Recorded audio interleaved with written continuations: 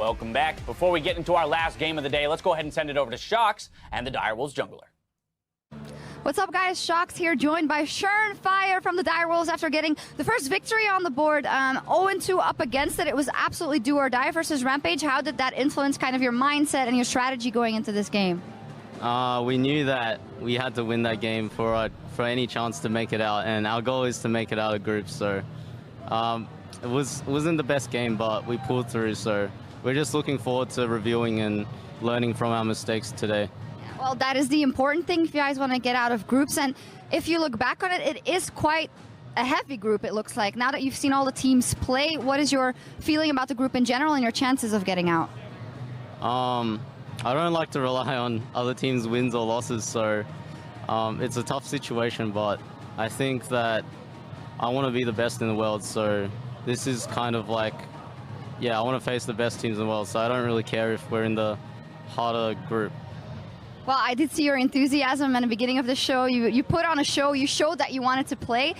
Important wins will be the ones that you have to get versus the Red Canids and SuperMassive. You weren't able to do that today, so what has to change going into those matches? I think everyone needs to step it up. Draft, individual play, my own play, I think. Yeah, I think everyone needs to step it up because, yeah, we're not at the standard where we can get first in the group right now. All right, well, big things coming from the Direwolves. Thank you very much, Fire, and back to you guys.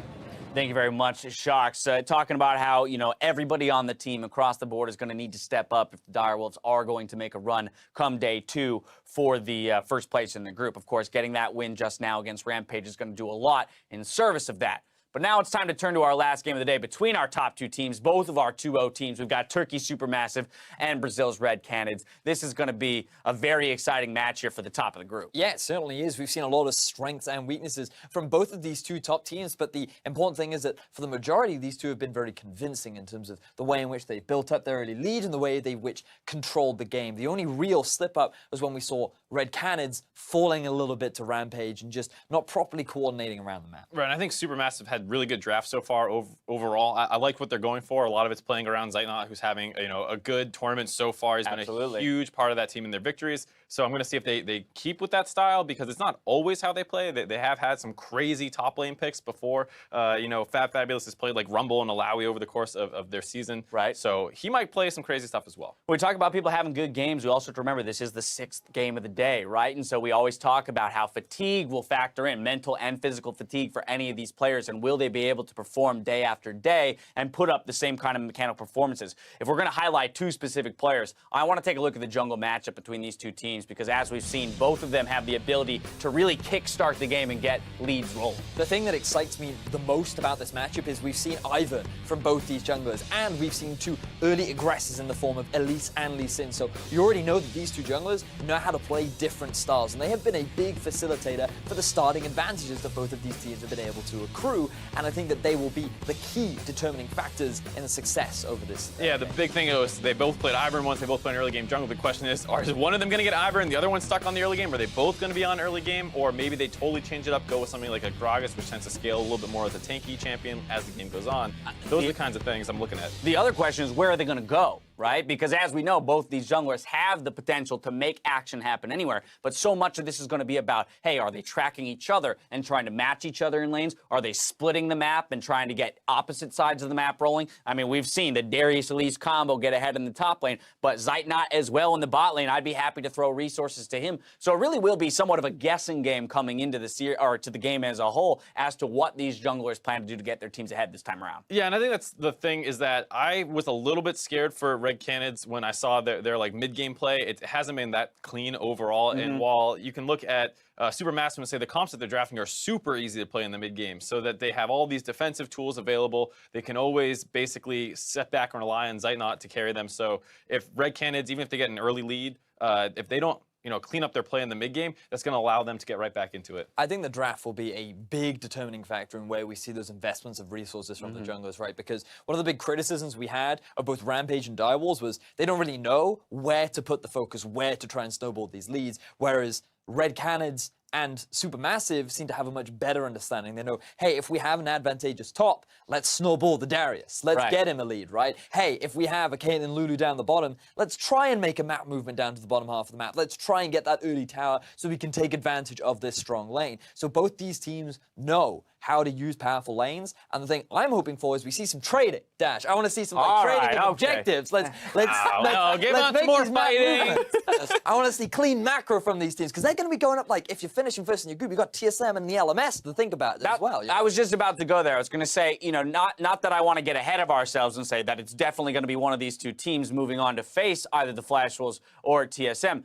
But somebody's going to have to, and at what point do you start looking ahead at those matchups and say, okay, where are the aspects of our game that we need to polish up in order to go up against these other teams that might have a more solid macro game? Is it here? Do you need to test it here, or do you need to rely a little bit more on what's worked in the past, make sure you're getting the victories? I mean, that's the thing is that I would say when I look at these games, even though they might be bloody sometimes, they're not particularly fast-paced or high-tempo games where people are resetting off the map really quickly. You see sometimes, like we saw in one game, where there's a huge skirmish in the top side, and then there was no objective taken under. They weren't put under pressure. And that's the thing that as you start playing better and better opponents, that's what they improve on. It's not like, oh my God, we're mechanically, individually so much better than you. It's our map movements and our team play and how we keep up vision and pressure. And those are the things that I haven't been super impressed with and that these teams are going to need to clean up a little bit more. All right, our first place teams go up against each other right now. So it's time to send it over to the casters to get ourselves into the last game of the day. Enjoy.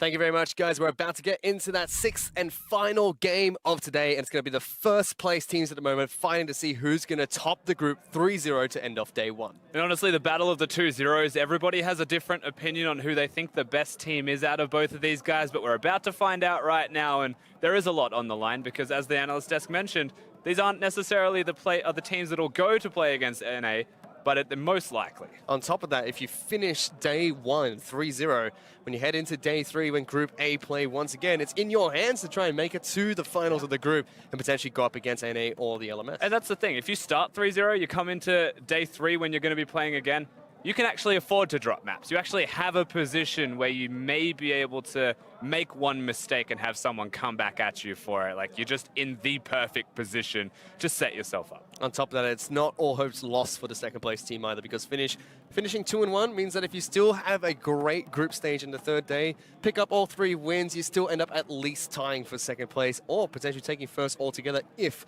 the person who picks up a 3-0 here today drops a single game against either Rampage or against the Direwolves as well, as he saw them play in that last match today. But we're taking a look at the two teams right now. SuperMassive, currently 2-0 right now, and really, again, looking towards their bottom lane heading into this game. Yeah, we looked at the jungle matchup on the analyst desk, and that is absolutely a place where we would want to start. However, the AD carry, the MVP of the TCL, one of the standout performers on this team, someone they've drafted for, someone they've set themselves up to let carry with the Ivern and Lulu compositions. Zeitnot is going to be a big deal, but you can't forget his mid laner as well. Certainly can't. I mean, the Turkish team here from the TCL SuperMassive, they are a super team, and they've put together some star-studded rosters. In fact, all these players have played before. They're very experienced, but they're up against the Red Canids, who are probably the favorites in this group right now, with some star-studded players as well. And that's the thing, yeah, the bottom lane's still going to be this massive talking point for the Red Canids. They've got Dude, who's been playing fantastically. BRTT has shown up to play as well, throws the champions in like the Jinx, and that's the place that I really want to talk about when we look at Brazil. Not just the bottom lane, but their champions of choice. They like to throw a lot of spanners into the works, bit of unpredictability definitely evidenced through their top laner, Jarvan, Darius, their bottom lane playing Jinx. Like, they've got an expansive champion pool. And you already mentioned, like you were mentioning earlier, Rusty, yes, we're looking at the bottom lane. The analyst has to take a look at the jungle pool.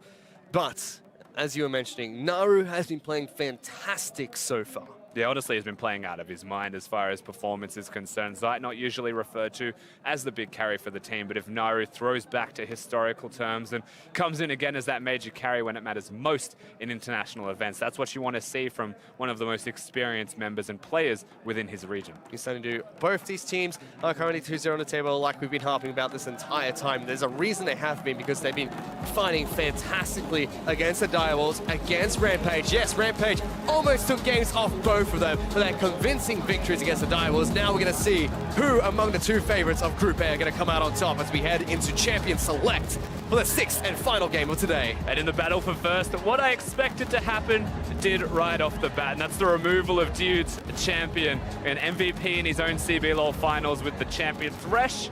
Absolutely, get that away from him.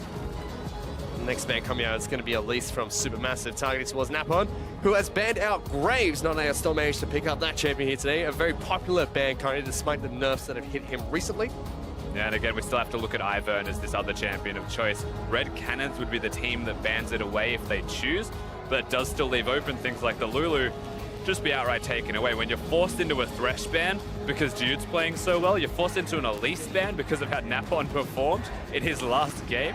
What's left for you to actually get rid of? And do you look at an Ivern at all? Or do you actually hope that Red Canids don't ban it themselves? You can see that, you can hear actually the home crowd from Brazil cheering on their team, Red Canids. Crowd favorites, the Brazilian team playing in their home turf. They will definitely want to be picking up a 3-0 here, not only for themselves, but for their fans who are watching at the studio and back at home as well. Always the sixth man, right? Just having that extra crowd behind you, the backing, you can feel the vibrations in a stadium when the team is so enthusiastically supported by everybody there. And with that, all the bans will be rounded out for the first ban phase, as we had Malzahar finally banned out by SuperMassive, with Zyra and Ashe being taken away by the Red Canids. That does leave Ivern as well as Varus open. Yeah, Varus is the other big one. Yes, Ivern stands to attention. Lulu's also a big point of contention, but Ivern usually crops up as #1. Things do change, but Varus is also a very big deal. And SuperMassive go for the Lulu pick as their first pick of choice. This now gives Red Canids the chance to pick up Ivern and potentially Varus. Yeah, you have to wonder if they want to actually pick up the Varus when they need to get rid of Caitlyn from this Lulu-Caitlyn combo that we've been constantly seeing. Ivern makes sense, should be locked in, but their second champion of choice. Do they actually go to the Varus? And they go towards the Caitlyn, like you mentioned, Rusty, allowing SuperMassive to pick up that champion if they choose to do so. So far, both the teams drafting quite well in the first pick phase. And it's all adapting to the games that they've had today, or the games that they've seen of their opponents today. Again, target bans from the SuperMassive roster. We now look towards their second and third picks, and you'd expect jungle AD carry. This is where we may see a Varus crop up. Well, let's see what SuperMassive decide to pick up. First up, it's going to be Lee Sin to go up against the Ivern, probably the second most popular jungler at the moment, barring maybe Elise, who is constantly banned out by multiple teams. Bat and Graves always being removed from the board as well, always banned away, so good to see. Stomage, very good, prolific Graves player historically, also able to hard carry with his team through all of the wildcard qualifiers of old. Still doing it now. And like you predicted, Rusty, Varus picked up for SuperMassive to round out their first pick phase, leaving their solo laners for last, and we should see the same thing from Red Canids. And so perhaps a Karma expected. Once again, this is the standard support into the Lulu. If you want to match control of the wave, you've got a Karma, so you should have a strong 2v2. If they do lock this in, there's going to be a lot of contention through the middle lane and the top lane specifically, but because we're in the second part of the ban phase and pick phase, Red Canids have a slight advantage. And that's exactly what gets locked in for Red Canids here, as Karma's picked up a Dude in the bot lane. Still some chance to be flexed in the mid lane. We have seen it from time to time in the LPL and the LCK as well. But we'll have to see what the final 4 bans are going to be between these two teams. The Syndra taken off the table right away from Red Canids. And the beauty of this is that Robo as well gets the opportunity to counterpick with all of his diverse champions that he has locked in already in this tournament.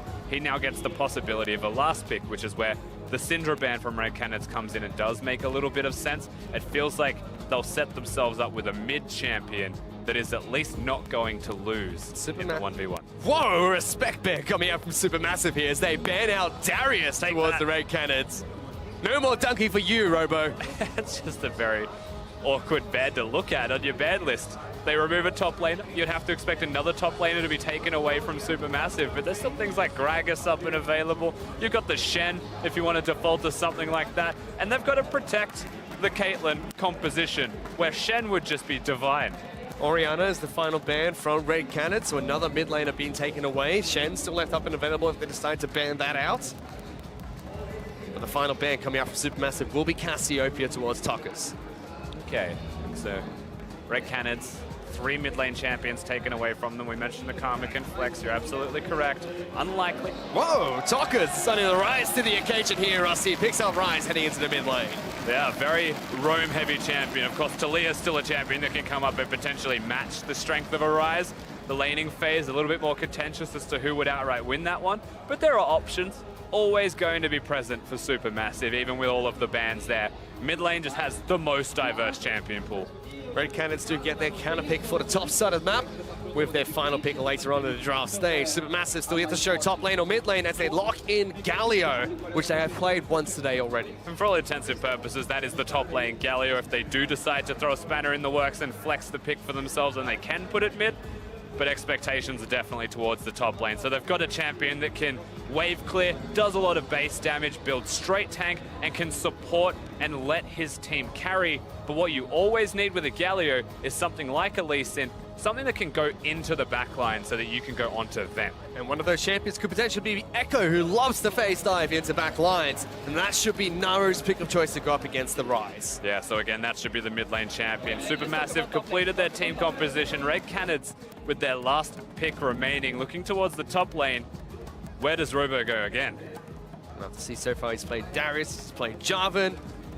That seems like the pick of choice for him. I mean, this could get locked in, and again, we'll see Robo playing another dunker that Jarvan's picked up for the top lane. Now, there was one really cool thing about Robo when he was actually playing the J4 was the fact that he was so aware of how the champion works in laning phase. When you're W maxing, you don't have a lot of damage, you don't have a lot of lane pressure. In fact, you would have to imagine that from the point where Fabulous gets level 3, maybe even level 5 and beyond with all of his natural wave clear, just from the champions kit, the Robo has to sit back under his turret. But what we saw the last time he played was that the W shield's massive. If you try and dive him like what Chippies was doing on the Olaf, well then you're gonna have a pretty bad time actually locking him down and killing him.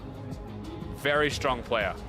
Excited to see how this lane's gonna pan out though, because Galio top side of the map does do very well in the laning phase. Jarvan has to sit back and relax for some time until he picks up the Tiamat. If he's going towards more tanky route, if he's going a little more aggressive and picks up some AD there, might be a different story. And that's the big thing we have to highlight as well, right? They've got a Lee Sin Galio, and they've even got an Echo who focuses mostly on wave clear in the middle lane, which means they do have a strong top side of the map. There is a chance that that is where Supermassive focuses, puts all their attention towards, perhaps keeping the Ivern down, invading, or even ganking in that area of the map. And we already talked to Dumbledore earlier. He was incredibly confident going up against the Red Canids bottom lane of BRTT and Dude. And Dude, he said, well, if they're confident to go up against us, we're ready to take them on. So that could potentially be the case in this game. Both bottom lanes are happy to sit bot lane on their own. Yeah, Dumbledore's legitimately said he doesn't think he'll lose to any bottom lane within this group. Dude said he had a plan. And so now we get to see that plan in action. BRTT on his Caitlyn, supported by Dude on the Karma. That's not his Thresh, but it's close enough. You see the hometown crowd here from Brazil supporting Red Canids, who take on Supermassive. The two #1 teams of Group A battle it out to see who is going to be first place to wrap up day 1 of Group A.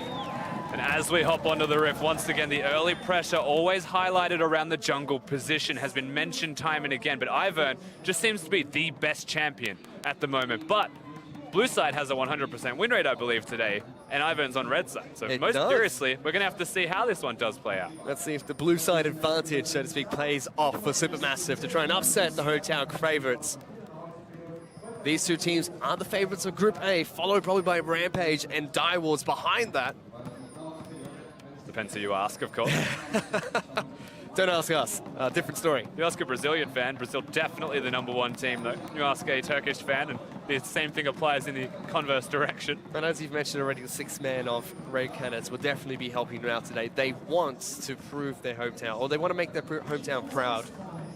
The best way to do so is to finish off nice and strong in the first day of MSI play-ins. One cool thing as well that we are seeing from Supermassive is a red buff start from Stomaged. There is going to be a ward actually spotting him at the Raptors, however, when he does go towards that camp. So it's going to be most likely noted by Napon as to where he wants to go. And this is more so an expectation from Stomaged to go red, probably to the enemy blue buff instead, because he knows that his blue buff is always going to be in jeopardy. So good awareness from Supermassive this early in.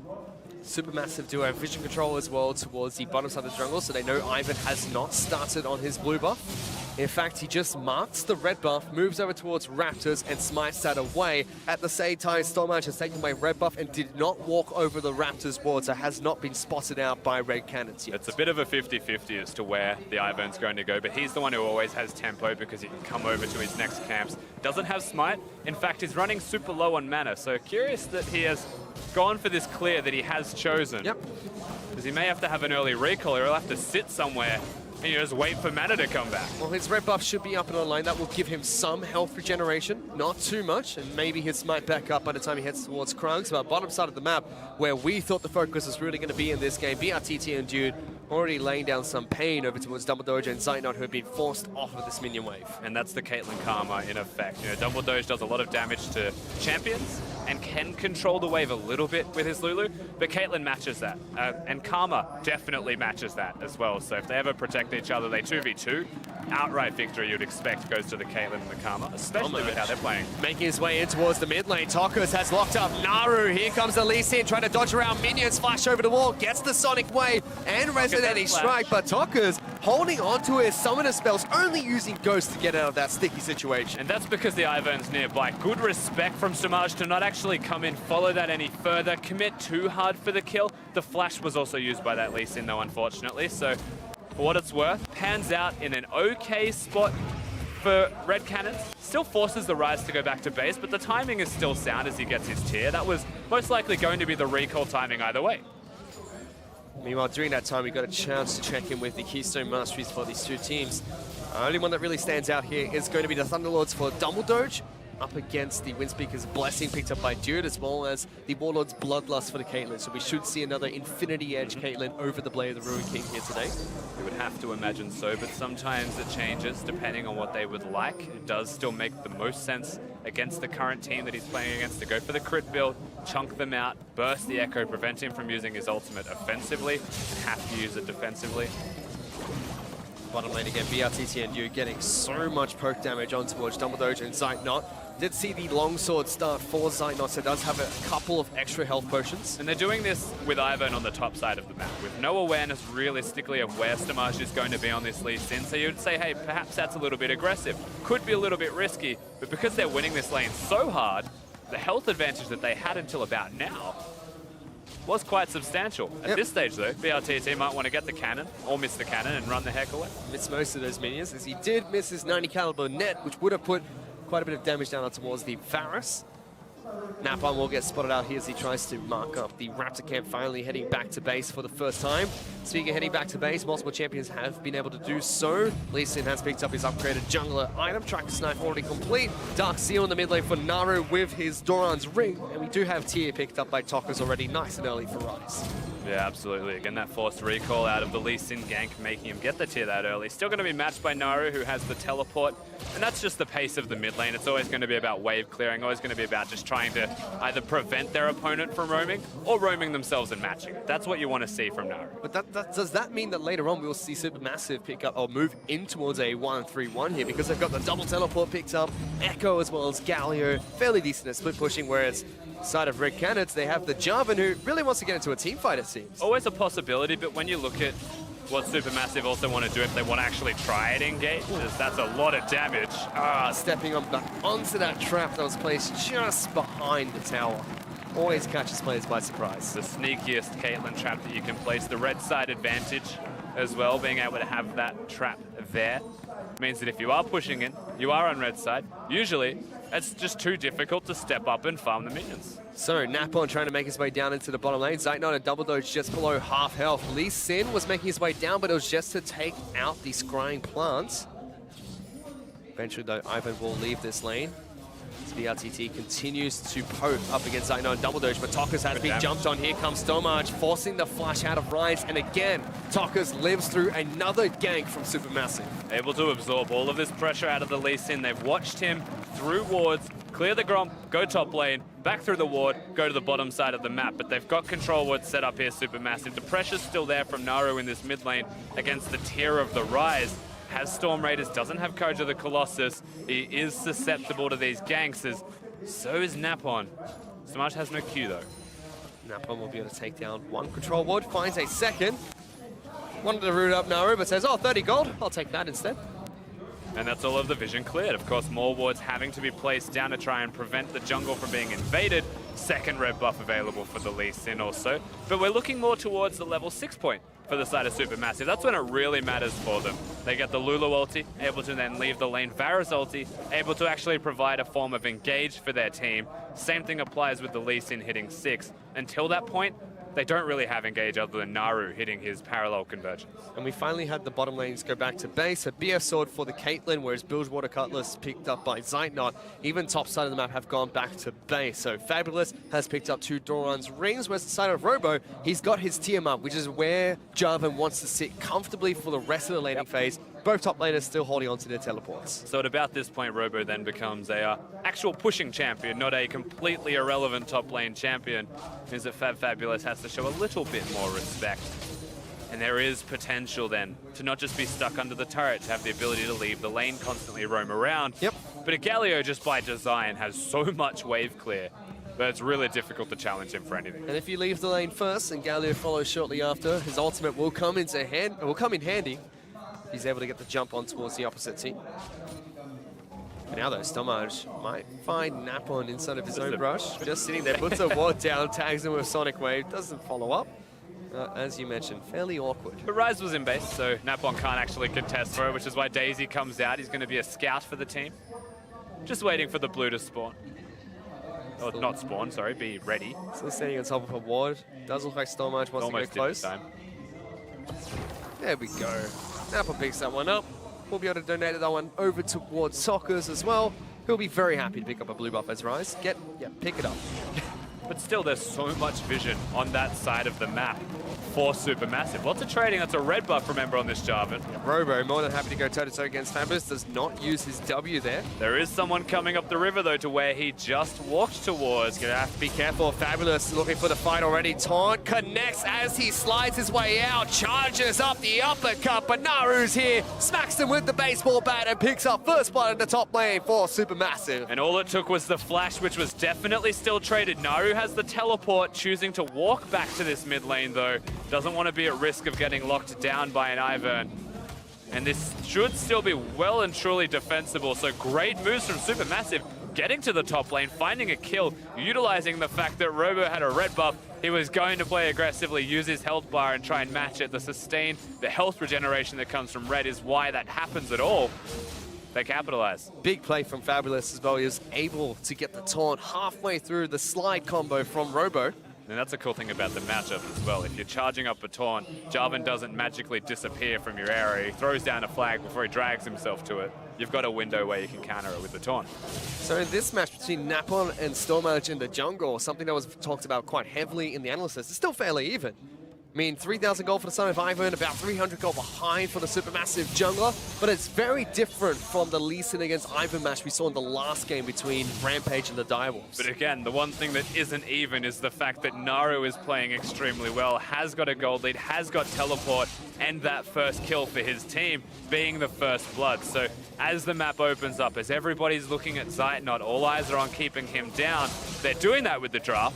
But who's going to stop the Echo? And it's something that we see used a lot against Syndra's. Echo using the ultimate to avoid Syndra's ultimate, avoids lots of damage. Similar concept against Ryze, really. Once the burst combo comes through, use it, regenerate all your health, and go fight back with your Time Winder.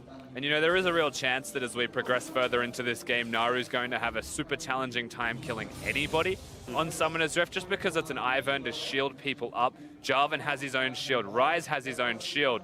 And then the Caitlyn's just going to be absolutely protected without fail. And so who does Echo actually assassinate?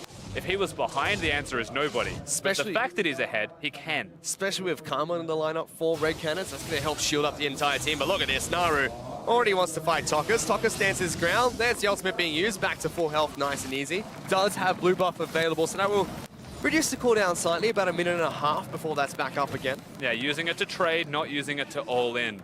Wants to stay as high health as he possibly can.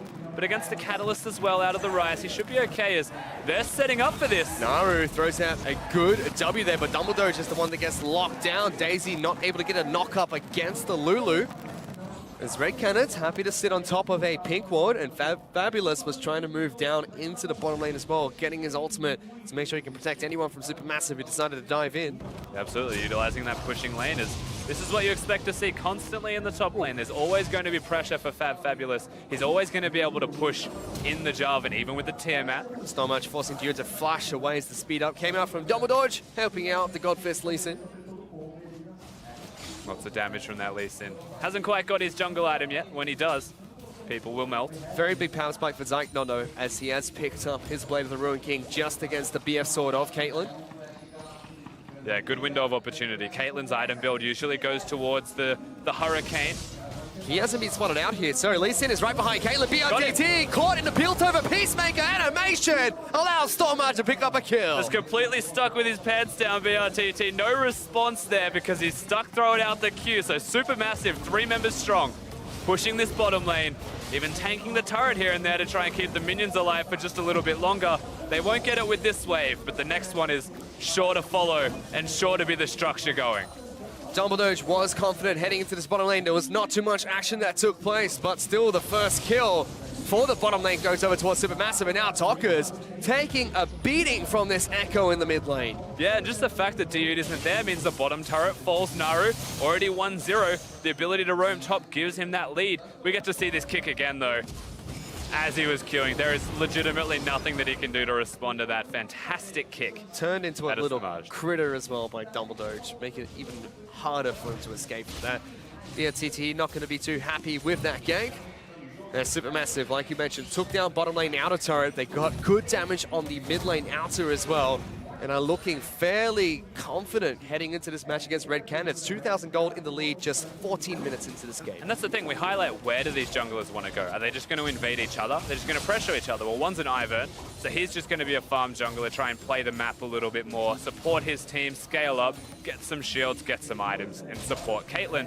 Samaj plays the early game jungler, plays the level 6 impact jungler, and actually finds that opportunity, keeps BRTT down, and now sets the bottom lane of SuperMassive up to get the turret. Now rotate towards the mid lane, set up a 1-3-1 that they can put themselves in with 2 teleports there. This is exactly where they want to be. And there's still no item power spikes for Red Canids. Robo's still sitting on components. No redemption for Napon. Talkers hasn't even completed his Rite of Ages. And that's the thing, it's about timing. Not just that they got the gank in the bottom lane. Like, the fact that you have a Blade of the Ruin King, we mentioned this much earlier, that's when the gank happens, right? So that's a window of opportunity where Zeitnot's going to be doing more than BRTT. But he's also going towards the crit Caitlyn build. So now that he's behind, he stays behind for a little bit longer just because of how accelerated the bottom lane goes. I mean, it's not a massive gold lead that SuperMassive have accrued for themselves, but you can start to see the spillover effect that it has. When you look at the other side of the map, SuperMassive, like we mentioned already, Blade of the Ruin King picked up Warrior's Enchantment for Stormmatch, which is a big upgrade for Lee Sins.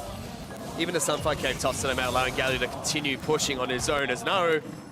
Some quick feet there, he's able to get away from that gank using the flash of the wall. Meanwhile, BRTT low, forced to use heal and flash to get away. Dude even getting his exhaust down there. Yeah, Zeitnot throwing out the ultimate, able to lock them down, keeps summoner spells of his own, so even after that Caitlyn ultimate, confidence in his team. Pressure on the mid lane turret. SuperMassive keep pushing on. Napon stops Naru from diving into the back lines with a snare. Galio was waiting to pop his ultimate if Naru decided to dive on in. Has the Proto Belt available if he wants to get even deeper behind the back lines, but still a 2,500 gold lead for SuperMassive. Again, commanding this game against Red Canids. And we've already highlighted this earlier in the day, but Red Canids, the Brazilian side, have been lacking just a little bit in their mid-game strength. Most teams have been able to give it back to them, even just a small amount in their performance, especially against Rampage, when they were able to get that advantage back from a 5-0 Elise running around on Napon. But now they're doing it from a deficit. And so we have to watch how they actually play this one out. Can the slow, calm, methodical, SuperMassive side actually continue this Rampage? Or will Red Canids be able to hold on and show they do still have what it takes from a mid-game deficit, not lead? You can see the hometown crowd still cheering on Red Canids here. The Brazilian team have high hopes heading into this group stage. Group A was looked to be the strong group thanks to the fact that Turkey as well as Brazil were in this group. We finally get to see them playing here today, and as expected, 2-0 up for both these teams. Only really tested by Rampage, who finished the group stage 0-4. And they give a blue buff over to Stomaged. There was slight amount of pressure from Dude, but they don't give it to the Echo. That is one of the more curious decisions. I mean, he was there. He was right there. Varus walked over. Doesn't need it. Evidently. Has a Sheen, has mana. Might have the enemy blue? And now those Supermassive are setting up on the top side of the map. Stormage clearing out a couple of control wards. Xynon and Double Doge are going to continue pushing. These Ivan brushes are deceptive because Napon is waiting in the wings. They do ping it out though, so they feel like something is going on, something fishy you could say. And Justice is also running through the jungle just behind Naru. Again, smudged. Naru, if they dive the tower, they've got a Galio to go immediately on top of them, something that always has to be remembered. But in this case, Red Canids say no to the fight. Yep, they back off with Caitlyn in the bottom lane and Galio trying to cheat up through the top side of the jungle. Red Canids give away another outer turret as Supermassive increase their gold lead to about 3,500 gold ahead of the Brazilian favorites. Yeah, it's just too much to respect, honestly, running around as a group. They're trying to trade, they're trying to get the mid lane turret. Eat your heart out, Vedius. They are trying to do as you suggested, but it's just not happening. Supermassive continuing their push top side of the map. Robo is stuck alone to deal with this one. That's fabulous. He wants a piece of BRTT. He's going to give him some justice himself. BRTT's just running away, but he chucks a couple of punches into his face and takes him down one-on-one. Your cupcakes do nothing, VRTT. They're actually just placed as an afterthought as Galio casually lists over them. Secures a kill.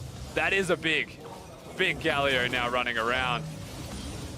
And with teleporting in the bottom lane for himself, Fabulous going to continue split pushing for Supermassive, making sure that the rest of the team can be grouped up as 4 and trying to capitalize on a 4-on-3 fight. And they can't afford to have Caitlyn die. They can't afford to have Caitlyn split pushing. All of these things now get exacerbated further. Fabulous has brought the minions up with him. Supermassive now collapse themselves, and so much pressure on all these structures. Naru into the back lines, Dude down to less than 200 hit points. And Supermassive use that dive to take down the bottom lane inner turret. As it stands, 19 minutes into this game, Red Canids are trying their best to trade to get these structures, but there's no kills, there's nothing to be seen, absolutely just the number 0 as it all starts from hitting the knockup, plain and simple, as trap 1, trap 2, throws a third one out for good measure. Unfortunately, none of them are actually able to save his life. He was doomed to die. Yeah, Fabulous doesn't want any of your cupcakes, BRTT. But Supermassive. 0 kills, 0 turrets. Not a lot of hope right now for the Brazilian side. They will still get there first. Robo will at least stop a perfect game here, potentially pull back some of the gold lead for Red Canids. Naru is sent towards top side of the map, just going to clear up this minion wave for Supermassive. Talkers is waiting in the wings. They're trying to take out a control ward. There is a Galio coming in if Naru needs him. There it comes. Superman's going to come back down, but Red Canids get the heck out of dodge and avoid the knockup. And the control ward lives. That's what really matters here for the Turkish side.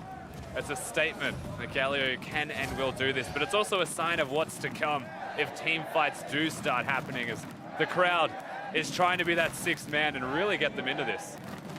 Although it's a 4,000 gold lead for Supermassive, it's not over yet for Red Canids. Yes, incredibly far behind. But again, once this man in your screen, BRTT, is able to pick up an Infinity Edge for himself, that could definitely change the way this game is played. Yeah, they've got the redemption for the Ivern. It's really hard to dive Red Canids' team composition just as a whole if they are ever grouped up. Even if they just have Ryze and they don't have Jarvan there, it's just a 4-man group. But your Caitlyn traps preventing the siege. Ivern to shield people up, Daisy in general just to disrupt if a team fight does break out. It means that Supermassive can't dive the structures unless they have a numbers advantage outright, or an advantage to the point where their items are just substantially further ahead, and that's not going to be the case anytime soon. They need to find other objectives, and for me it's Drake and it's Baron. If they can bring Red Canids to the Baron, then they can fight them in that area for it, because Red Canids won't be able to set up. They won't be able to put the Caitlyn traps down. They'll have to check. And now Supermassive very happy with going into a 1-3-1. They've got Naru in the bottom lane. Fabulous is top side of the map on Galio. He has his teleport available. So does Naru. Stormage, Zeitnot, and Double Doge are sitting around the mid lane and cheating in towards Fog of War when they can. And Naru's on a turret with the Lich Bane. Jarvan has to come down. He's going to have to respond. But at this time, look at where Supermassive are. It's actually he might just be in trouble. He's trying to get right behind Naru. There's the parallel convergence, looking to try and keep him alive. Does get a big shield, tries to take down Robo, flashes Good over the flash. wall, and gets the heck out of But there. meanwhile, they're definitely looking at the Baron. It's at half health. Well, here comes the teleport. Robo's trying to get in. Even if he does, it's still a 4-on-4. Daisies in. With them trying to get into the back lines. Will he get the smite? It's taken away by Snowmarch. Robo wanted to try and steal that one, but SuperMassive get the major objective. Teleport and in. They've got Echo coming into the back lines. Blast Code gets them back to safety, but Robo does get taken down. Jude is trying to get the heck out of dodge as well, as SuperMassive increase their gold lead. And that was a subtle thing, but the taunt out of Fabulous to prevent Ivern from getting it at all, just sitting on the edges of the Baron pit, preventing that steal. Massive victory for SuperMassive. Not only do they just get themselves the Baron, Naru lives, is able to teleport in, and now they pressure extra structures. This is a complete and utter disaster for the Brazilian side. Mid lane, inner turret taken down by SuperMassive. Stormarch is prepping away from the top side of the map for the final inner turret to fall here. Now SuperMassive rotate the rest of their members towards top side of the map. Almost looking like it's going to be the most convincing game of today here, Rusty. Yeah, in a battle of the 2 zeros, this does feel like the most clean, holistic, almost macro type of victory. They are playing it properly. 1-3-1, go for the objective, which was the Baron. We already mentioned why the Baron's super important. What's also just important to take out the structures in the end is, this is the big thing we need to highlight. Not only does he block the ult, watch the taunt out of Fabulous. As they are stuck, there's no way for him to get over the wall, as Stamaj does get over the wall. I believe he wanted to kick them as he came back in. The Q was already on the Baron. So he secures that one for his team. Compliments of Fabulous as Zeitnot definitely doing a lot of damage. Yeah, Stormarch and Fabulous played that fantastic. He leads in, jumping over the wall, ending the taunt with a kick, getting back in to smite that one away. Made sure there was no scenario where Napon could steal that one with a flush smite. Robo tried his best. Unfortunately, the slide combo from Jarvan's not enough to take down a Baron. SuperMassive increased their lead by taking another elemental dragon for themselves. Ocean Dragon has been picked up here. Yeah, there's going to be another one just afterwards as the pressure continues. Naru going to be hitting the top lane. He's going to be 1-3-1ing one more time. They've already got the Galio bottom side.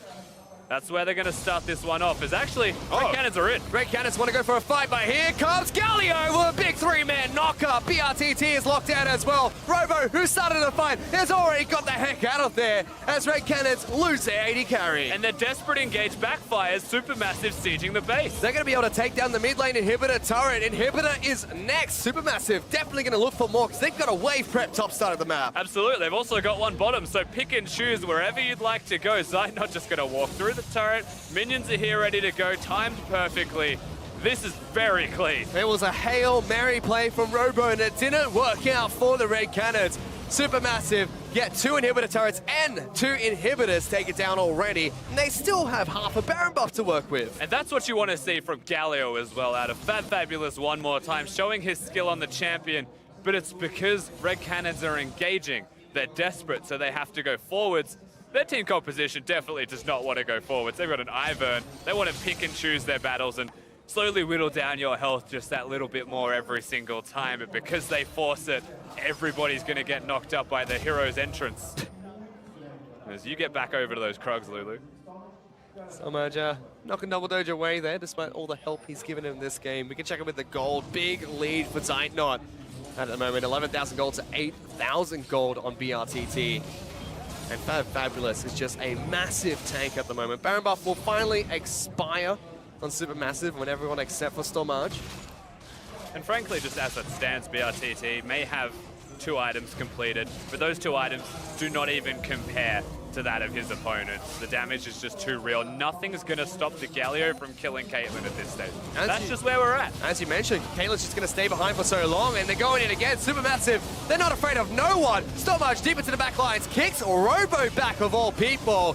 Doesn't matter because SuperMassive goes deep in. Big taunt onto 3 people with Naru diving into the back line as well. BRTT is going to get taken down. Robo's trying to run for the hills. Fabulous is a giant gargoyle who is wreaking havoc into the back lines. And SuperMassive are going to try and push for the win here. Definitely looks like they're going to push for it. There's 3 members alive, but I don't think they have enough to prevent this. Here they go. Icon's not quite in sync, but they're happy because the Turkish lineup have been able to pick up a win here against Red Canids. Canids to go 3-0 in Group A, day one of MSI play-ins. And after a victory like that, it's safe to say that the Turkish side are your favorites in Group A. They are the #1 team, and they just proved it convincingly against the opponents that you might have expected to be a bit closer. I mean, especially when that was a near-perfect game.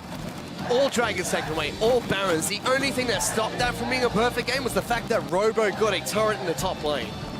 Yeah, that was, I'm going to say, a clutch turret to save themselves from a perfect game on an international stage. That's something that rocks you. To be 2-0 up, yes, you're still in a good position. They can reset because this is their last game for today, and they'll be happy about that. If that was game #1, if that's how today started off for the Red Canids, could have been a different story. And other than that, so far, for SuperMassive, the only thing that has really tested them has been the team that's gone 0-4 in the first day of groups, which was Rampage, and they're just looking so dominant. Excited to see how they're going to play in day 3. Yeah, that was honestly just such a clean, crisp performance out of SuperMassive. They did not look like losing from minute 1. And the beauty of this, once again, is that Naru steps up to the plate. He's the big carry for this team one more time. Yep, he's done it all day and did it again in the final day of the match. But to wrap up the day, let's give this one back to the analyst desk to break it all down. Thank you very much, gentlemen. SuperMassive is going to be our 3-0 team at the end of day 1 here in Group A. And this was actually, surprisingly, our most dominant game of the day, actually the fastest game by 11 seconds there, just sneaking it in under the wire. But, you know, funnily enough, we had talked about the featured matchup between the two junglers and, you know, what style junglers would they end up on? Well, we got that Lee Sin versus the Ivern, the early game versus the utility. What are your guys' thoughts on how the jungle matchup played out? You can go on that one. All right, well, so I want to start off by saying that early on, it seemed like it was a very slow game. Both teams playing very much to lane, a lot of investment onto early vision. But the key play that really opened up the map was the Stomage moving down to the bottom half of the map, getting that kill onto BRTT, and giving SuperMassive the freedom to start taking down these turrets. Because once that first tower went down, it was all across the map for the rest of SuperMassive. There were a lot of thoughts I have on this game. One, I love the bans coming out of SuperMassive here, that they just target pick comp super hard. We know that's what Red plays best, the Canids play the best, and they just basically ban all that out, pick something else. We talked about maybe going for the Lulu first wasn't necessary because you can get a Karma later, but it works out fine. And then, like you said,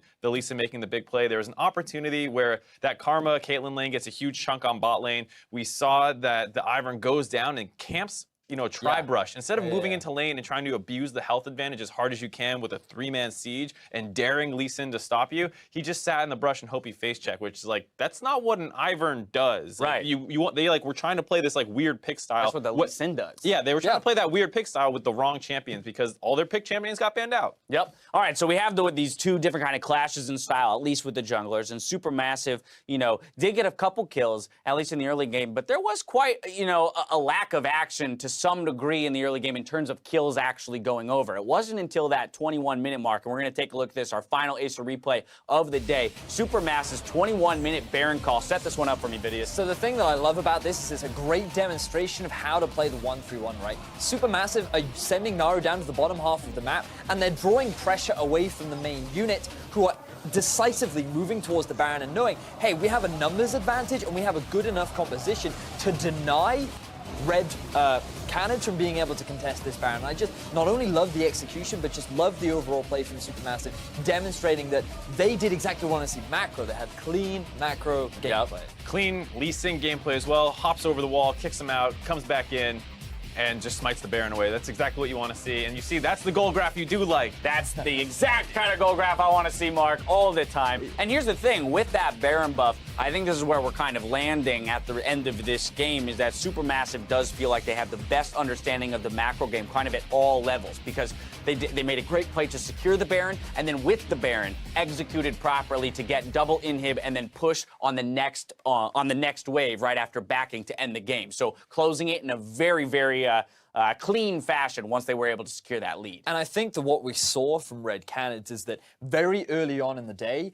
Direwolves gave them opportunities to maximize the use of this Ivern, right? So they freely got to a point where they could optimize this Ivern composition. They didn't need the engage because Direwolves were acting as the engage for them, right? Whereas this time around, there was no big team fight. They weren't allowed to scale into the mid game. BRTT ended that game with a 0-4-0 record. Like, these guys they could not optimize this composition. They didn't have the same sort of setup that they had had earlier in the day. Right, the Syndra's gone, the Thresh is gone, the Elise is gone, all champions that they had huge success on their previous 2 games, not available this time around. I just thought it was a very good understanding of SuperMassive of not only how to counter their opponents, but how to play their own comp, as well as just play some good League of Legends. Yeah, I mean, I love this point about the aggression as well, because so much of League of Legends can look different based on where the gold falls in the early game, right? You look at the first game of the day, you go, holy crap, Caitlyn, Ivern, Lulu, that's an insane composition. No one should ever be allowed to have that. Well, yeah, of course it's insane if you're hand-feeding the Caitlyn kills in the early game and helping her scale into late. We see here that there is downside to picking a composition like that if you can't get it rolling or extend the game past that 25, 26-minute mark. Good understanding of some of the more fringe picks as well. They take the Galio. You see there the Canids trying to counterpick it with a Jarvan being like, oh, it's a scrappy physical damage champion that should do well into Galio. And then he's just spending most of the game getting pushed in. Yeah, and so now if we kind of like pull back for a moment here and look at these 2 teams as being the front runners to get out of the group, we talk about the expectation for both squads, right? You're in your home country, Red Canids, Brazil, you want to show up for your crowd and your audience. But on the flip side of things, SuperMassive is just trying to get back to where they were last year at MSI, which is in the group stage. So for them, lofty expectations saying, hey, we're the team that's been here and done this before, so we have the same expectation that we can get back to that. And the narrative that we started with at the top of this show was very much that this is a team that is stuck together. They've made a change in their AD carry, arguably should have been an improvement. So far, he has demonstrated that. And as a team, they have grown, and they are here to show that growth to the rest of the world. You talk about their AD carry to get a first-hand account on that win. Let's go ahead and send it over to Shox, who's standing by for an interview with SuperMassive's bot laner. Hey guys, Shox here again, and I am joined by Zeitnot, the AD carry for SuperMassive, after locking first place in Group A and a massive victory over the Red Canids. How much of a confidence boost is it for the team that you are first place and you beat the crowd favorites, Red Canids? Well, we had our doubts against Red Canids. I think they are really strong, but unexpectedly, I didn't expect this much. I mean, it wasn't really hard. But yeah, we won't be overconfident or we might lose. I always lose wildcard tournaments, so I'll be extra careful.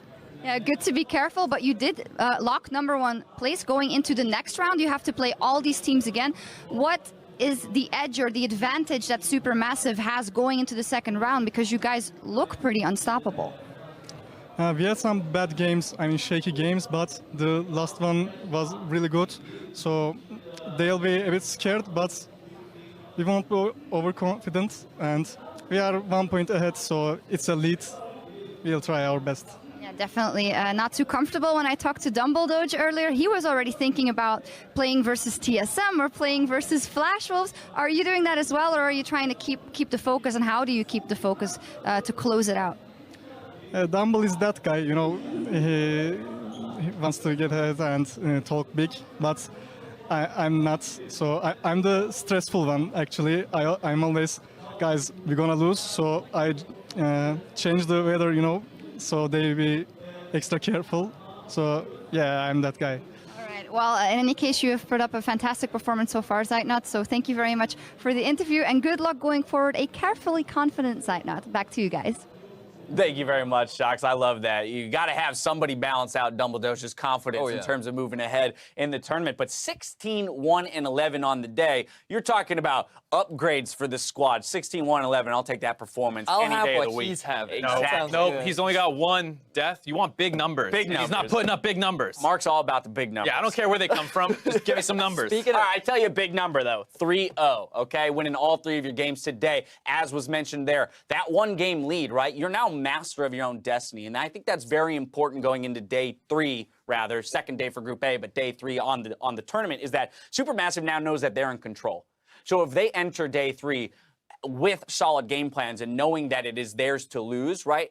I think that they're going to have a really solid shot at clean sweeping this group. And they have that little bit of buffer in case a game doesn't go well. You don't instantly need to panic and be like, oh my God, we're 2 games back now or something like that. You can potentially lose a game, learn from it, and really improve over the course of the day, whereas a lot of these other teams need to play perfect the entire second day. I think that's the big focus, right? The fact is, for SuperMassive, the onus is now on their opponents to win rather than like, because right now sitting at 3-0, if you drop a game, it's not the biggest deal. But the fact is, the enemies are just like, oh, we need this win in order to have a chance because we have to go above SuperMassive. So we have to make sure they lose as many as possible. And again, I think this plays into SuperMassive so perfectly because as we talk about Direwolves and the Canids, these are guys who are aggressive. So you're coupling already aggression with the need to win more games, right? And what is that going to turn into? Desperation. Desperation. Yeah. Exactly. And I think that as long as SuperMassive, again, kind of holds on to their experience and the knowledge that, hey, we as a team understand how to play this game better than the rest in the group, or at least at this point, that's what we've shown, that as long as we come in cool, confident, collected, we can take away the entire Group A. As we close out day one, let's go ahead and take a look at Group A's standings. SuperMassive are undefeated in first place with the Red Canids close behind them at 2-1. The Direwolves end the day at 1-2, and Rampage look to bounce back from the bottom when they return on Sunday, but they do have their work cut out for them. Tomorrow, we've got Group B, who play their first round robin of the play-in stage. It all starts with LCL's Virtus Pro against LLN's Lion Gaming, followed by Vietnam's Gigabyte Marines versus LAS's Azurus Gaming. Gentlemen, as we look at this lineup here, Group B, give me your preliminary thoughts on some of these teams and the matchups that we got going on for us tomorrow. I think the big one that everyone's going to be talking about is Lion Gaming. They absolutely destroyed their league. They had something like an average of 5,000 gold at 20 minutes. It's absolutely crazy. 13-1 record or So something ridiculous. they basically had Envy's gold lead. If you took Envy's early game, but then had them actually win those games, then yes, that's what we're expecting out of Lion. I like it. I'll take that any day of the week. We talk about big numbers, Mark. Those are some big numbers for you. So you're looking ahead at that. What about you? Your dark horse outside of the LAN. So last dark horse did not work out too well for us.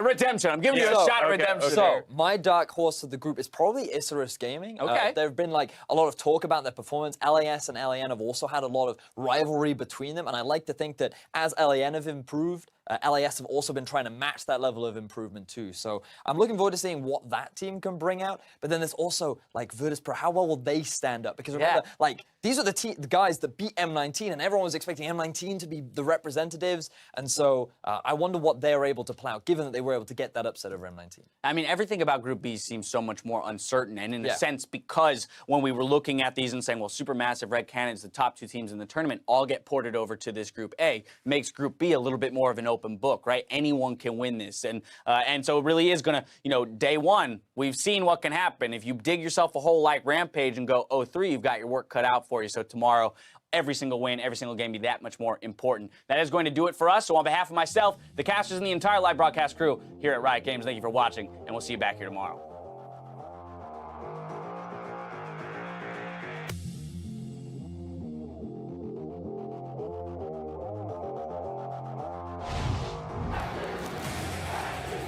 Fans going crazy in the crowd. Excited for this game number one to get underway between the Canids and the Direwolves. Robo looking to lock him down. BRTG is going crazy as King's gonna be shot up. They are flying and everybody's dying. That's gonna be GG for the hometown boys. Red Canids win the first game of MSI 2017. Gonna be dropping the box and Double Doge is destroyed. Stovich gonna be taken down next. Sightknot's able to find his way into the fight. One more auto attack. Unstoppable. Now the fight's gonna be breaking out in earnest. Robo's gonna be taken down before he can do anything. Napon now having to try to turn this fight right back around. Ramune gonna be taking a whole lot of damage. One more spider bite, grabbing the double kill. They better be chanting Napon again after that. Listen to it, man. You can hear it. Locked down by Diud. Robo into the middle of the fight. Gonna be healing up. Not able to do anything just yet. Diud falls second. It's gonna be down. Robo looking to go right back into the fight. A double kill. He's gonna be able to make it a triple for sure right here. King's been locked out. Wild Growth forced to be used. More arcade shipped away, but it's not enough. Wakeful Tricks is away. Big mistake because Fat Fabulous is here. And King is now being chased upon. Fantix is dead. Forces the flash out of Sidra, who's trying to run away through these knives, but he says, catch these hands, buddies, I'll chase you down. King picks up a kill as well, gets a double. Direwolves, the Wolfpack are hungry as they chase down Rampage. Heavy, living with a little bit of health, taken down by Destiny. Doesn't matter because SuperMassive going to be a big taunt onto 3 people with no diving into the back line as well. BRTT is going to get taken down. Robo's trying to run for the heels. The Turkish lineup have been able to pick up a win here against Red Canids to go 3-0 in Group A, day one of MSI play-ins.